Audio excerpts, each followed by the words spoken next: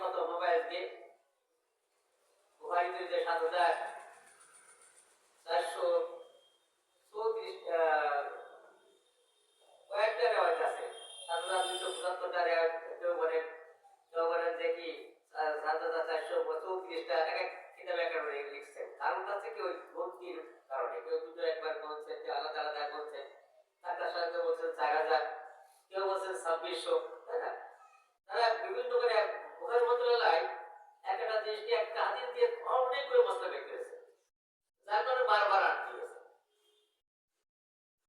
সেই খতমে বুখারীতে আসছে, বুখারী খতম করলে কি হয়? দোয়া পড়বো না, দেখা গেছে। এই জন্য আমার ছাত্রদের মধ্যে একটা মানুষ কোনো বিপদে পড়তো না, বুখারী খতম করতো। এটা কোরআন খতম তো করে, বুখারী খতম করতো। তোমার একটা দেখলাম যে একটা আমাদের উস্তাদরা ওই বুখারী শরীফ করে খতম করে তার দোয়া করতো, এবং আলহামদুলিল্লাহ বুখারী খতম করে দোয়া করে দোয়া কবুল হয় এবং নজিরও আছে।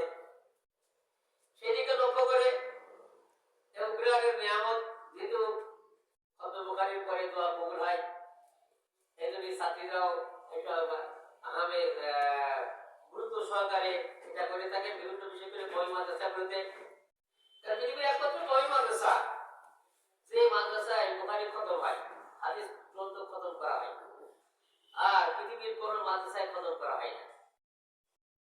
ইউনিভার্সিটিতে পড়া নাই, হাদিস পড়া নাই, ওই এক পারা দুই পারা অথবা কিছু নির্দিষ্ট সংখ্যক করা হয়। আর এই মাদ্রাসায় মানে একটা দুটো মাদ্রাসায় কোনো সময় খতম হয়, আর কোনো মাদ্রাসায় খতম হয় না। একমাত্র কমি মাদ্রাসা যেগুলো ছোট হোক বড় হোক, সেখানে কি হয়? বুখারী পুরো পড়া হয়, পুরো হাদিস পড়া হয়। তাই ভাগে তাই আমাদের জাহানাখাত কমি মাদ্রাসায় আলহামদুলিল্লাহ বুখারী কথা বলছে, কয়েক বছর ধরে আল্লাহ দিয়েছে বিশেষ মেহেরবানি।